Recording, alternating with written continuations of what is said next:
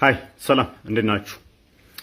ለዛሬ እስቲ ሰሞኑን አቧራ እያጨሱ ያሉ ሰዎች ምላሽ ይሆን ዘንድ ከእውቀት ጉድለት የተነሳ ስለሆነ ልክ እኔ ሙስሊሞችን እንደምጠላ አድርገው ለሚያራግቡ አክቹአሊ ጓደኞቼ ሙስሊም ናቸው አጽንኦት ሰጥቼ ምላሽ የሰጠውበት ለጽንፈኞች ነው። ጽንፈኞች አሁንም ተመሳሳይ አቋም ነው ያለኝ ለጽንፈኞች ማለት ነው።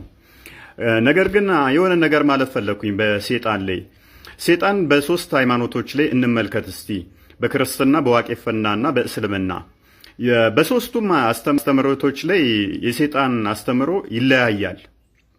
ይሄንን ካለማወቅ የተነሳ ይመስለኛል በክርስትና ሰይጣን አለ which is የተጣለ መልአክ ነው እንደ መልአክ ተፈጥሮ ነገር ግን አሳሽ የሆነ ነፍሰ ገዳይ የሆነ ዮሐንስ ወንጌል ምዕራፍ 8 ቁጥር 44 ላይ እንደሚናገረው ሐሰተኛ የሆነ እንደገና ደግሞ ወንጀል የሚያሰራ ነው።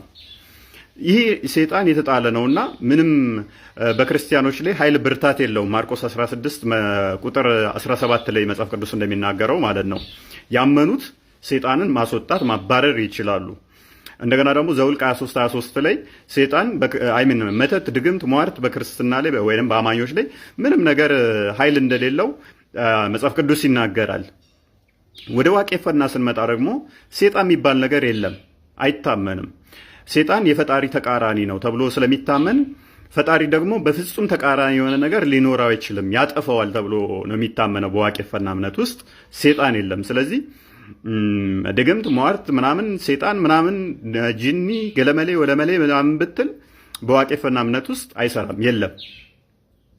በእስልምና ውስጥ ስንመጣ ደግሞ ሰይጣን የተለያየ አስተምሮ አለ። ለምሳሌ ጂኒዎች አምነው ወለ ሻዳ ተቀብለው ሙስሊም ሊሆኑ ይችላሉ። በክርስትና ውስጥ ግን እንደዛ የለም። በእስልምና ውስጥ ጂኒ ወንድሜ እህቴ ልትል ትችላለህ። በእስልምና ውስጥ ሰይጣን ጾታ አለው። በክርስትና ውስጥ ግን ሰይጣን መንፈስ ነው እንጂ ጾታ የለውም። በእስልምና ውስጥ ሰይጣን ጆሮ ውስጥ ሽንቱን ሊሸና ይችላል። በክርስትና ውስጥ ግን እንደዛ አይነት አስተምሮ የለም። በእስልምና ውስጥ ሰይጣን አፍንጫ ውስጥ ሊያድር ይችላል። በክርስትና ውስጥ እንደዛ አይነት አስተምሮ የለም። ዋናው ግን ልዩነታችን ምንድነው? በእስልምና ውስጥ ሰው ሁሉ ሰይጣን አለበት ተብሎ የሚታመነው with exception to ማርያምና ኢሳ። በእስልምና ውስጥ ከማርያምና ከኢሳ በቀር ሁሉም ሰው ሰይጣን ነክቶታል ተብሎ ይታመናል። ይህም ሳሂህ አልቡኻሪ 3286 ቡክ ነምበር 59 ሐዲስ 95 ላይ ተዘግቧል። ብዙ ሐዲሶች አሉ በዚህ ጉዳይ ላይ እንደዚህ የሚያወሩ ማለት ነው። ስለዚህ በእስልምና ሁሉም ሰው ሰይጣን አብሮት ይወለዳል፣ አብሮት የሚኖር ነው። ይህ ከሆነ ታዲያ መተት አደረክብኝ፣ ሰይጣን አሰርተህብኝ፣ እየጣለኝ ነው፣ እየታመምኩ ነው ምናምን የሚለው አስተምሮ በእስልምና ላይ ፈጽሞ ሊሰራ አይችልም። ለምን? አስቀድሞውኑ ሰይጣን በውስጣቸው በደም ስራቸው ውስጥ እንደሚዞር ነብያቸው ተናግሯል። ይሄ ከሆነ ታዲያ ሰይጣን አደረክብኝ የሚለው አስተምሮ ስህተት ይሆናል ማለት ነው። ምክንያቱም ይሄ አስተምሮ ወይን ስህተት ነው ወይንም ደግሞ መቀበል አለባችሁ። ምክንያቱም በደም ስራችሁ ውስጥ ደም እንደሚዟዟረው ሁሉ ሰይጣን ይዟዟራል አለ ከተባለ ሰይጣን አደረክብኝ ልትለኝ አትችልም። አስቀድሞውኑ ያለን ነገር እኔ ላደርግብህ አልችልም ማለት ነው። ስለዚህ ከዚህ አንጻር ነው ይሄን አስተምሯችሁን ጠንቅቃችሁ ካወቃችሁ ብዙ የሚያስደነፋ ነገር አይደለም። ልዩነታችን እንደ ውበታችን ተቀብለ ነው ልንከባበር ይገባል። በማስፈራራ ጉዳይ ከሆነ አክቹአሊ እኔ የምፈራ አይነት ሰው አይደለሁም። አረብ ያለች ሴትን እንደምታስፈራራ እኔ ልታስፈራራኝ አይችልም። ቱ ዘ ፋክት ለመናገር ጓደኞቼ ሙስሊም ናቸው። ስለዚህ ይህንን ልዩነት አምነህ ልትቀበለው ይገባል። አስቀድሞውኑ ሰይጣን ካለብህ ሰይጣን አደረግክብኝ ብለህ የክርስቲያኖችን ቤት ማፍረስ፣ ቤተክርስቲያን ማፍረስ፣ እንደገና ደግሞ ለማሸማቀቅ መሞከር አያስሄድም። እስከ መጨረሻ ድረስ እኔም አልፋታም ማለት ነው እንደዚህ ምትል ከሆነ። ሰላም እንዴት ናችሁ? ዛሬ ለሁለተኛ ጊዜ ነው የመጣሁባችሁ። አንድ ከፕሮቴስታንት የተነሳ ቤተክርስቲያን መጽሐፍ ቅዱስን ቆርጣ የጣለችበት ብሎ ያነሳውን እስቲ ያዳምጡት፣ ምላሽ እንሰጥበታለን። የክርስቶስ ኢየሱስን ነፃ አውጪነት ቆርጣ የጣለችው ቤተክርስቲያን ይሄንን ዛሬ ከኔ ጋር እናያለን። በመጽሐፍ ቅዱሳችን ሁላችንም እጅ በሚገኘው መጽሐፍ ቅዱስ በገላትያ ምዕራፍ 5 ላይ እንደዚህ ያለ በነፃነት ብንኖር ክርስቶስ ነፃ አወጣ እንግዲህ ጸንታችሁ ቁሙ፣ እንደገና በባርነት ቀንበር አትያዙ ይላል መጽሐፍ ቅዱስ። በነፃነት እንድንኖር ክርስቶስ ነፃ አወጣን ይላል። ስለዚህ ክርስቶስ ነፃ አወጣን የሚለውን ከመጽሐፍ ቅዱስ ውስጥ ቆርጣ የጣለችውን ቤተክርስቲያን ላሳያችሁ። የኦርቶዶክስ ቤተክርስቲያን በ2000 ያሳተመችው መጽሐፍ በዚህ መጽሐፍ ላይ ይህንን ስፍራ ምን ብላ ነው ያወጣችሁ? ገላትያ ምዕራፍ 5 እንደዚህ ነው የሚለው፣ እንግዲህ ጸንታችሁ ቁሙ፣ እንደገና በባርነት ቀንበር አትኑሩ። አለቀ። እንግዲህ ጸንታችሁ ቁሙ፣ እንደገና በባርነት ቀንበር አትያዙ። በነፃነት እንድንኖር ክርስቶስ ነፃ አወጣን የሚለውን ቆርጠው ጥለውታል። የኢየሱስን ነፃ አውጭነት ለምንድን ነው ቆርጦ መጣል የፈለጉት? ኦኬ፣ እንደሰማችሁት ነው። እንደ ወንድማችን አባባል ከሆነ ያው ቤተክርስቲያን ቆርጣ ጥላለች እያለ የከሰሳት ነው። ኦርቶዶክሳውያን ግን ማወቅ ያለባችሁ የህትመት ስህተቶች ወይንም ደግሞ መጽሐፍ ቅዱስ ላይ የሆኑ ጥቅስ ቢወጣ የሆነ እትም ላይ የሚያስደነግጠን ነገር አይደለም። ምክንያቱም እኛ ከመጽሐፍ ቅዱሱ በላይ ቤተክርስቲያን ላይ እምነት አለን። ትልቅ እምነታችን ቤተክርስቲያን ላይ ነው። ስለዚህ በህትመት የሚመጡ ስህተቶችን እንደ ትልቅ ችግር አንቆጥራቸውም። ህትመት የቁጥር ስህተቶች ሊመጣ ይችላል፣ ወይንም ደግሞ የጽሁፍ ስህተቶች ሊመጣ ህትመት ላይ ብቻ የሆነ ስህተት ሊገኝ ይችላል። እሱኛን ማተር አያደርገንም ማለት ነው። ለፕሮቴስታንቶች ግን በጣም ትልቅ አጀንዳ ነው ይሄ ብዙም እኛን አያስጨንቀንም። ግን ልጁ ያመጣው እውነት ገላትያ ምዕራፍ 5 ላይ ያለው ቤተክርስቲያን ቆርጣዋለች ወይ? ይሄ ምንድነው? እሱ ከፍና ዝቅ ብሎ የማንበብ ችግር ነው እንጂ እዛው ላይ እሱ የያዘው ላይ ብታዩት እኮ ጥቅሱ ከላይ ይናገራል። እኔ መጽሐፉ ላይ ያለውን ላንብብላችሁ። እንደዚህ ይላል ገላትያ ምዕራፍ 4 ቁጥር 31 ላይ ወንድሞቻችን ሆይ አሁንም እኛ የእመቤቲቱ ነን እንጂ የባሪያይቱ ልጆች አይደለንም ይላል። ሌሎች እትሞች እንደዚህ ብለው ነው የሚጨርሱት። ገላትያ 4:31 2000 እትም የቤተክርስቲያን ግን ይጨምርና ክርስቶስ ነፃ አውጥቶናልና ይላል።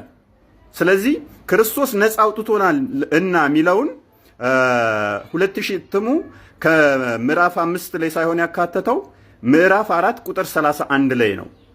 ከዛ ምዕራፍ 5 ቁጥር 1 ላይ እንግዲህ ጸንታችሁ ቁሙ እንደገናም በባርነት ቀንበር አትኑሩ ብሎ ይቀጥላል። ምክንያቱም ክርስቶስ ነፃ አውጥቶናል የሚለውን ምዕራፍ 4 ቁጥር 31 ላይ ስላካተተው ነው። ምዕራፎቹን የከፋፈለችው ደግሞ ቤተክርስቲያን ነች። ስለዚህ ለምን ወደዛኛው ተሻገረ የሚል ብዙም የሚያከራክር አይደለም። ምክንያቱም ቁጥር የሰጠችው ቤተክርስቲያን ስለሆነች ለንባብ እንዲመች የተሰጠ ቁጥር ስለሆነ እንጂ ተቆርጦ ወጣ አይደለም። ብሮ ሰከን ብለህ ብታነበው እና መለስ ብለህ ብታየው ታገኘው ነበረ። ሆን ብለህ የሆነ ቤተክርስቲያንን ለመስደብ ወይንም ለመተቸት ያደረግከው ካልሆነ ይህንኛው እንደውም ይቅርታ የምትጠይቅበት ይመስለኛል። ደግመው ሰላም፣ እንዴት ናችሁ? ሰሞኑን በእስልምና ውስጥ ምን አይነት የዝሙት ቅዠት እንዳለ ማሳየት ችለናል። ነገር ግን ውሸት ነው፣ አዲሱ ዳይፍ ነው፣ እንደዚህ ነው የሚሉ ነበሩ። አሁን ግን በራሳቸው ኡስታዞች ይህንን የዝሙት ቅዠቶች በተከታታይ እናስደምጣቸዋለን። ከዛ ጥያቄ እናስቀርባለን ለኡስታዙ። አሰላሙ አለይኩም ኡስታዝ፣ በጣም መጥፎ ህልም ያስቸግረኛል። ከባለቤቴ ጋር ብዙ ጊዜ ግንኙነት ስናደርግ አያለሁ። እኔ ስደት ላይ ነው ያለሁ፣ እሱ ግን ኢትዮጵያ ነው ማለት ነው። በአላህ መልስልኝ። ከባል ጋር ግንኙነት ማድረግ በህልም ይሄ ቆንጆ ነው። ባንቺና በባልሽ መካከል ያለ አንድነት፣ ወዳጅነት፣ ፍቅርን የሚያጠነክርና የሚያበረታታ ከዚህ የበለጠ በፍቅር ላይ እንደምትኖሩ የሚያሳይ ነው። ናፍቆትን ጭምር ስለሆነ ማለት ነው። አረ ለአላህ ብለህ ሰላም አለይኩም ሀቢቢ፣ በአላህ ይህን ህልም ፍታልኝ። እኔ ባለትዳር ነኝ እና ብዙ ጊዜ በህልሜ ከሌላ ከማላውቃቸው ሴቶች ግንኙነት ሳደርግ አያለሁ። እናም ያው ጀናባ ሆኜ ነው የምነሳው ብዙ ጊዜ። እስኪ ፍታልኝ። ከማታውቃቸው ሰዎች ጋር ባለትዳር ሆነ ግንኙነት መፈጸም ማለት ጥሩ ነው፣ ቆንጆ ነው። ይሄ የሚያሳየው በአንተና በአላህ መካከል ጥሩ ግንኙነት መኖሩን ያሳያል። ከዛ ተጨማሪ አላህ ሱብሓነሁ ወተዓላ ወደ ተሻለ ደረጃ በህይወትህም እንደዚሁም ደግሞ በቤተሰብ ጉዳይ ወደ ተሻለ ደረጃ አላህ ከፍ እንደሚያደርግህ ወደሱ የምትጠጋና ላቅ ያለ ቦታ እንዳለህም ማመላከቻ ጭምር ነው። ኸይር ነው፣ ጥሩ ነው። ዱዓ ያስፈልገዋል። ዱዓ መልካም። ኡስታዙ ሲል እንደሰማችሁት ህልም አይታ ውጪ ነው የምንኖረው ከባሏ ጋር ወሲብ እንደምታደርግ ነገረችው። ኖርማል ነው። ያው ይሄ በህልም የሽኡን እንደሚሆን ምናምን ነገር የሚል ፍቺ ነው የሰጣት። ሌላኛው ወንድ ደግሞ ባለትዳር ነው። ከሌሎች ጋር ወሲብ ተደጋግሞ እንደሚያደርግ በህልሙ ነገረው። እሱ ደግሞ የሰጠው ለሱም ምላሽ የሰጠው አላህ ወደ አንተ መቅረቡን የሚያሳይ ነው የሚል ምላሽ ነው የሰጠው። ኢማጂን ባላችሁ ሴቶች ከሌላ ሴት ጋር ወሲብ በህልሙ የሚያደርግ ከሆነ ፈጣሪ ቀርቦት ነው ሲል በውን ያሰብከውን ያየኸውን ነው የተመኘኸውን ነው በህልም ልታደርግ መችለው። ለኡስታዙ አንድ ጥያቄ አለኝ። በህልሙ እንደዚህ ወሲብ ማድረግ ከሌላ ሰው ጋር ወይንም ከባለቤት ጋር ወሲብ ማድረግ አላህ እንደቀረበ ማሳያ ከሆነ ነብይህ ከ6 ወር እስከ 1 ዓመት ያህል ከሚስቶቹ ጋር ሳይገናኝ የተገናኘ የመሰለው ሲረጭ ነበረው አላህ ቀርቦን ነው። ሐዲሱን ላንብብላችሁ። ሳሂህ አልቡኻሪ 5765 ላይ ይገኛል። ናሬትድ አይሻ ነች የተረከችው። እንዲህ ትላለች፣ ማጂክ was worked on Allah's messenger so that he used to think that he had sexual relations with his wives while he actually had not ይላል። ወሲብ ሳያደርግ ያደረገ የመስለው ነበረ። ማንች ያለችው? የነብይህ ሚስት ሕፃኗ አይሻ። ዑለማዎቻችሁ በተለያዩ እንትኖች ላይ እንደሚሉት ከ6 ወር እስከ 1 ዓመት ድረስ ነብዩ ከሚስቶቹ ጋር ሳይገናኝ፣ እንግዲህ ከሚስቶቹ ጋር ማለት ወደ 11 ሚስቶች አሉት። ከ9ኙ ጋር በአንድ ሌሊት ይገናኛል። በተጨማሪ ደግሞ ሳይገናኛቸው የተገናኛቸው ይመስለው ነበረ። እንዳለ ልብሱ ላይ ስፐርም ብቻ ነበረ። በየጊዜው ስፐርም ሕፃኗ ልጅ አይሻ በእጇ ትፈቀፍቅለት ነበር፣ በአፈር ትጠርግለት ነበር፣ በውሃ ታጥብለት ነበር። እንደዛ ይናገራል ማለት ነው አዲሱ። ስለዚህ አላህ ቀርቦት ነው ነብይህ ከ6 ወር እስከ 1 ዓመት ድረስ በተከታታይ ወሲብ ሲያደርግ የነበረው ብቻውን። አይሻ ተሳስታ ነው ማጂክ ተሰርቶበት ነው ከኛ ጋር ሳይገናኝ ብቻውን ወሲብ ያደርጋል ያለችው። ብቻውን ከሚስቶቹ ጋር ያደረገ የመሰለው ወሲብ የሚያደርገው አላህ ቀርቦት ነው።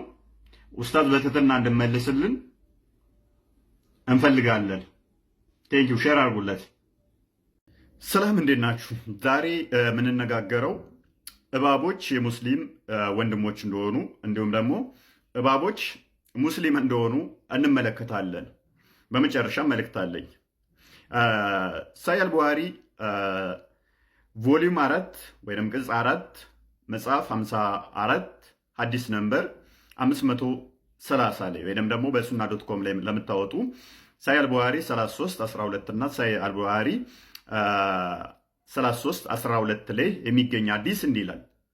ናሬትድ ናፊ እንደተረከው Ibn Umar used to kill snakes, but when Abu Lubab informed him that the Prophet had forbidden the killing of snakes living in houses, he gave up killing them.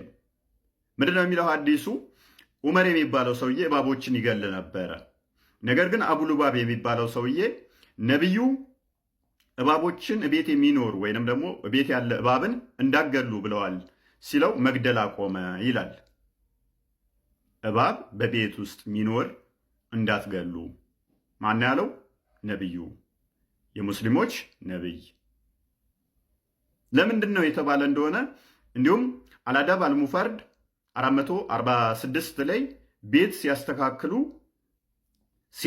እባብ ያለበትን ቤት ጥንቃቄ እንዲያደርጉ ይናገራል። ምክንያቱም ጅኒ ማደሪያ ስለሆነ እባብ ጥንቃቄ አድርጉ። ከነካችሁት ወይንም ደግሞ ከጎዳችሁት ወይንም ደግሞ ሰላም ከእባቡ ጋር ካልፈጠራችሁ እሱም ሰላም አይሰጣችሁም የሚል ነገር ምላሽ ይሰጣል። ስለዚህ እባብን ውዴ፣ ፍቅሬ ምናምን ማለት አለባችሁ፣ ማሻሸጥ አለባችሁ እንጂ በዱላ ከመታችሁት ወይንም ደግሞ ካደረጋችሁት ሰላም አይሰጣችሁም ይላል አዲሱ። እንደምትመለከቱት ነው። ብዙ ቦታ ነው ያለው አዲሱ። ሳሂህ ሙስሊም ላይም አለ። ሱናን አቢ ዳውድ ላይ ደግሞ ሌላ ታሪክ እናገኛለን። አንዱ የነብዩ ተከታይ ወደ ጦር ሜዳ ሄዳል መሳሪያ ይዞ። ከዛ በኋላ ሲመለስ ሚስቱን በር ላይ ያገኛታል። ከዛ የወጣሁበትን ከቤት ምክንያት እንደዚህ ብላ ትነግረዋለች ማለት ነው። ከዛ ሰውየው እባቡን ለመግደል ወደ ቤት ይገባል። እባቡን ለመግደል ቤት ይገባና ያው እባቡ የሚነድፈዋል መሰለኝ። ከዛ ሰውየው ቀድሞ ይሙት ወይንም ደግሞ እባቡ ቀድሞ ይሙት አይታወቅም፣ ሁለቱም ይሞታሉ። ከዛ ምን ተፈጠረ? ታሪኩን ላንብብላችሁ ባጭሩ። His people then come to the messenger of Allah, may peace be upon him, and said, supplicate Allah to restore our companion to life for us. He said, ask forgiveness for your companion. Then he said, in Medina, a group of jinn have embraced Islam. ምንድነው እሱ? ሰውየው ይሞትና የሟች ተከታዮች ደግሞ ወደ ሙሐመድ ይዘው ይመጣሉ። ይህ ሰውዬ ሞቷልና ጸሎት አድርግለት አላህ ወደ ህይወት እንዲመልሰው ብለው ይሉታል ማለት ነው። ሰውየው ለራሳችሁ ጸሎት አድርጉ አለ ሙሐመድ ማለት ነው። በመዲና አለ ኢን መዲና a group of jinn have embraced Islam። በመዲና የጂኒ ህብረት እንትኖች ግሩፖች እስልምናን ተቀብለዋል። So when you see one of them ስታዩቸው ከእነሱ ውስጥ አንዳችሁ ስታዩት pronounce warning to it 3 times. If it appears to you after that, kill it after 3 days. ስለዚህ እባቦችን ስታዩ 3 ማስጠንቀቂያ ስጧቸው። ነገር ግን ይህንን 3 ማስጠንቀቂያ አልፈው የሚመጡባችሁ ከሆነ ከ3 ቀን በኋላ ግደሏቸው ይላል። ስለዚህ ሙስሊም ወንድሜ ቤት ውስጥ እባብ አይተህ ኢሚዲየትሊ የምገል ከሆነ የነብይህን ትእዛዝ ተላልፈሃል ማለት ነው። የነብይህን ትእዛዝ መተላለፍ ብቻ ሳይሆን ሙስሊም ወንድምህን ገለሃል ማለት ነው። በገጀራ እባብን ብገል ገሃነም ትገባለህ ማለት ነው። ምክንያቱም ነብዩ የደነገገውን ማንም ሊሽረው አይችልም ይላል። ምን ላይ? ሱራ አልአሕዛብ አያ 36 ላይ ወንድም ወንድሙን ከገደለ በእስልምና ውስጥ ደግሞ which means ሙስሊም ሙስሊምን በገጀራ ከገደለ ደግሞ ሁለቱም ገሃነም ይገባሉ ይላል ሐዲሱ እንደምትመለከቱት ነው። ስለዚህ እባብ የጅኒ ማደሪያ ነው፣ ተሸካሚ ነው፣ ወንድምህ ነውና እንዳገለው ይላል ነብይ። ይሄ ጤናማ አስተምሮ ነው። ኤኒዌይስ ዛሬ ከምሽቱ 3 ሰዓት ላይ ሱራ አላቅ ወይንም የርጋ ደም ምዕራፍ እንመለከተዋለን። ከዚህ በፊት 2 ምዕራፎችን አይተናል። ዛሬ ሲንከባለል የመጣውን ውይይት እናደርጋለን ብለን የመጀመሪያ ቀን ላንብበው የሚል እንትን ብሎኝ ያው ምግባባው ኡስታዝ ነበረ አብረን የተማርነው ላንብበውና ዲቤት እናደርግበታለን ብሎ ነበር። እንደገና ደግሞ ሁለተኛ ቀን ላይ አልመጣም በኔትወርክ እና አንዳንድ ምክንያቶች። ዛሬ ለ3ኛ ጊዜ ቀጠሮ ዘንበታል። ከምሽቱ 3 ሰዓት ላይ እኛ እናየዋለን። ከዛ በኋላ እንደ ውይይት ነገር እንወያያለን የሚመጣ ከሆነ ማለት ነው። እና ሁላችሁም እንዳቀሩ የቪዲዮ ሼር አድርጉት፣ ኮፒ ሊንክ ማድረግ እንዳረሱ። ደግሞ እንደዛ ነገር ነው። ቻው። እንዴት ነሽ? ደህና ነሽ? አለን አማን አለ ፈጣሪ ይመስገን። አለን። የሆነ ጥያቄ ለመጠየቅ ነበረ። በሙስሊም ዩቲዩብ ላይ አዳምጬ መሪም እናታችን በቤተ መቅደስ ነው ያደገችው፣ በአንድ ቤት እምነት ውስጥ ነው ያደገችው የሚል ሰማሁ። እንደገና ደግሞ እንደናንተ ኡስታዝ አንድ ሲያስተምሩ እሳቸው ምን አሉ? በቤተ መቅደስ ነው ያደገችው አሉ። ያ ቤተ መቅደስ ማን የሚያምንበት የማንስ እምነት ነው? እሱም ማወቅ ስለምፈልግ ነው። ያደገችበት ቤተ እምነት ምን ይባላል? የማንስ እምነት ነው? እሺ፣ በአማርኛ ቤተ መቅደስ ትባላችሁ፣ በይተል መቅደስ ይባላል። በይተል የት ይገኛል ከተባለ ቤተልሔም ኢየሩሳሌም ላይ የሚገኘው ነብያቶች የእስራኤል ነብያቶች ሁሉ አምላክ እዚያ እንዲሰግዱ አዟቸው ነበር። ገብቶሻል? ከያዕቆብ ጀምሮ እስከ መሲሁ ድረስ የእስራኤላውያን ነብያቶች በይተል መቅደስ እንዲሰግዱ ታዘዋል። ማርያም የዛ የቤተል መቅዲስ አገልጋይ እንድትሆን እናቷ ሐና ተስላት ወልዳት ነው። ገብቶሻል አይደለ? የዚያ አገልጋይ ነበረች። በዘከርያስ ስር አድጋለች። ዘከርያስ ነው ያሳደጋት። አላህ በቁርአን ላይ ወከፈለሃ ዘከርያ ይላል። ዘከርያም አሳደጋት ይላል። ምክንያቱም ማርያም አባቷ ሙቶባት ነበር። እናቷ ወልዳት ያለ አባት ቀርታ ነበረ። ገብቶሻል? በዚያ ሁኔታ ላይ ሳለች ዘከርያስ ተቀብሎ አሳደጋት። ማርያም በዛ ሁኔታ ስታደግ ጊዜ በነብይ እጅ ነው እና ያደገችው፣ በዘከርያስ እጅ። የአምላክን ሕግና ስርዓት እንድትጠብቅ ራሷን እንድትጠብቅ ከወንድ እንዳትቀርብ አድርጎ ነው ያሳደጋት። ማንም ወንድ እንኳን መጥቶ ማርያምን የነካት የለም በህይወት ዘመኗ። ታውቃላችሁ? ሐታ መልአኩ ጅብሪል ወይም ገብርኤል መጥቶ ሲቀርባት ጊዜ በሰው አምሳል ሆኖ ነበር የመጣላትና ወዲያው ምንድነው ያለችው? ቃለት ኢኒ አዑዙ ቢረሕማን ሚንከ ኢን ኩንተ ተቅያ፣ ጌታህን አላህን የምትፈራ ከሆንክ እንዳትቀርበኝ እኔ በአምላኬ በአላህ እጠበቃለሁ ነው ያለችው። ተመልከቱ፣ ውበቷ አልማረካትም። መላእክቶች ወደ ሰው ሲመጡ በሰው ሲገለጡ በጣም ውብ ሆነው ነው የሚመጡት። በእርሷ ውስጥ ግን የመልአኩ ውበት ሳይሆን ያለው የአምላክ ፍራቻ ነው በውስጧ ላይ የነገሰው። የአላህ ፍራቻ በውስጧ ላይ ነግሷል። ይሄ ሰው ውበቱ ሲያምር አላለችም። ወዲያው ፈጣሪዋን ነው ያስታወሰችው። ትሻል አይደል? እና መርየም በዚህ ሁኔታ ነው ያደገችው። ማንም ወንድ ነክቶኝ አያውቅም ብላ ተናገረች። እኔ የመጣሁት ከአምላክሽ ዘንድ ነው አላት መልአኩ ጅብሪል።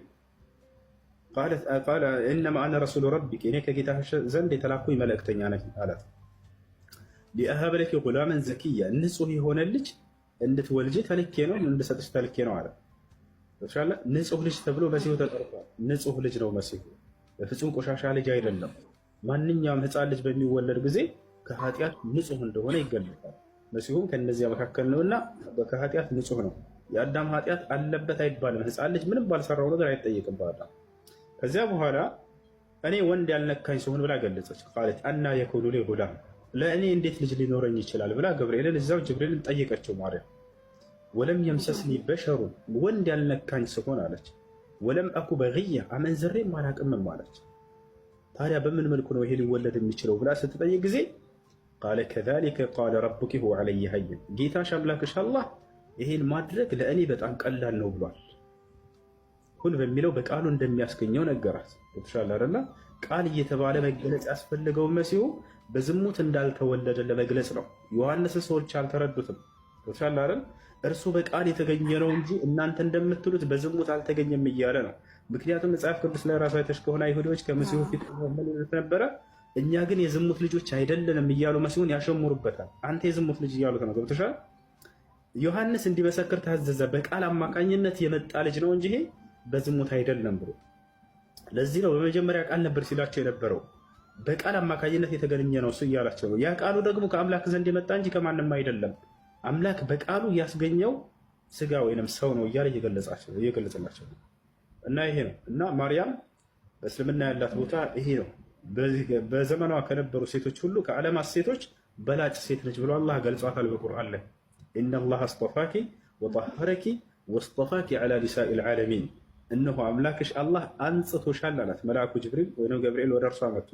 አንጽቶሻል ማለት ከኃጢአት ሁሉ ንጹህ ነች። መርየም ዓለይሃ ሰላም ንጹህ ነች።